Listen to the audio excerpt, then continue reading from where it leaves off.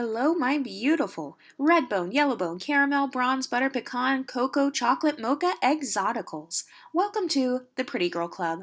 Welcome to the Exoticals United community. If you are new here, welcome. Here in the Exoticals United community, we support men and women from the following people groups: biracials, multiracials, multi-generationally mixed, and light-skinned golden people. You may be asking, what is an exotical? Well, let me make it easy for you. Mixed race equals exotical.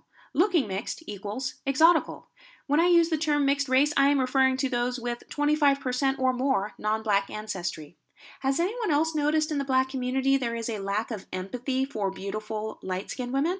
It's almost as if people think that we have no insecurities due to our phenotype, which makes people criticize us more harshly. Let's take Aisha Curry, for example.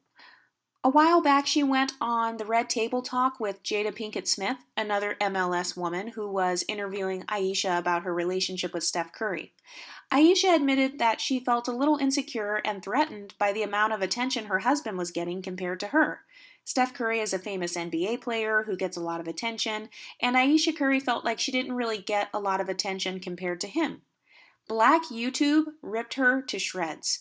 People were saying she needs to lose weight and wear better outfits, and she's an albino, and she looks like a Pillsbury Doughboy, but where was this energy for Gabby Sidibe when she talked about her insecurities with her weight? People were praising Gabby Sidibe and saying she's body positive and she's confident and she's a black queen and a great role model, and people were so excited when she got engaged to that white guy. But Aisha Curry is married to Steph Curry, and I don't see people celebrating that. Aisha and Steph met in the church. They both come from good homes. I don't see people celebrating that. Aisha Curry promotes conservative traditional values, the same ones that a lot of women complain that men don't have. I don't see people acknowledging that. No, all they can do is rip apart her looks and say she needs to lose weight, she needs a better stylist, and they called her names like albino. There is absolutely no sympathy. It's almost as if people get a pass to disrespect you more if you're considered the beautiful, successful, popular girl. We know how American culture is. People root for the underdog. They root for the ones who are relatable to them. A lot of women can't relate to Aisha's beauty or her status or her success, so what do? They attack and gaslight her. The same thing happened to Meghan Markle when she had her baby with Prince Harry. People told her to go back to America with her N-word baby. People were saying they have no sympathy for Meghan Markle, and that's what happens when you're in the public eye. But if this would have happened to someone like Whoopi Goldberg or Kelly Rowland, being called the N-word with a hard R, it would be a different story. Candace Owens recently did a segment where she talked about how Meghan Markle was playing the victim when she was talking about the racism that her baby experienced. Now, I understand if a person keeps talking about something over and over for no reason and they're using it to gaslight. Yes, they're playing the victim. But Meghan Markle was in an interview with Oprah, and Oprah asked her questions about what she was going through.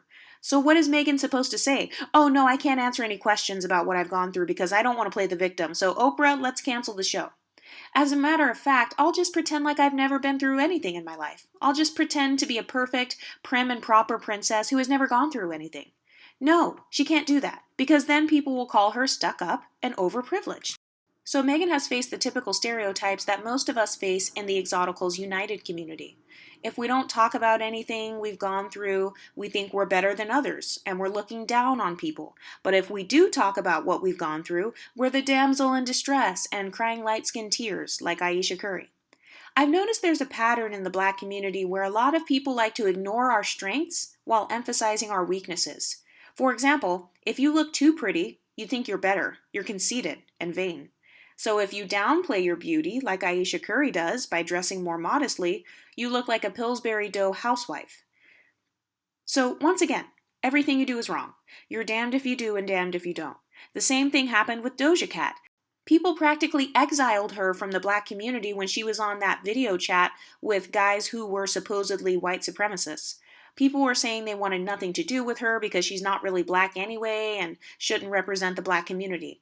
But then a couple years later, when she ended up having a white boyfriend, People were like, what's wrong with her? Why would she date that nerdy white guy? She should have dated a black man. That's not fair. All the pretty mixed girls give themselves to white guys. White guys shouldn't have so much access to the most attractive mixed women. Do you see how the goalpost keeps moving? One moment you're stuck up and conceited, the next moment you're the damsel in distress and you're ungrateful. If you're too sexy like Cardi B, you're a whore. But if you're a housewife like Aisha Curry, you're boring. So which one is it? Which one is the right one? It's almost as if no matter what you do, nothing is going to be right. And has anyone else noticed that the same thing goes for dating as well? If you're an exotical who dates a black man, you're a mammy, and he's a dusty. But if you're an exotical who dates a white man, you're self-hating and a bedwench. And if you happen to be a conservative traditional type of woman and you get married, your husband is a simp. If you wear your hair naturally curly, you're trying to show off and you think you're better. But if you wear wigs, it's because your hair is nappy and you hate yourself. The gaslighting is on a whole new level in the African American community. But the bottom line is that we are people too. We deserve a voice. We deserve to be validated just like anyone else. We should be able to have self-esteem just like anyone else, and we should be able to share our experiences just like anyone else. If other people can make YouTube channels or celebrate their own phenotypes and their racial backgrounds, why can't we? Let me know what you think in the comment section, and stay pretty, ladies.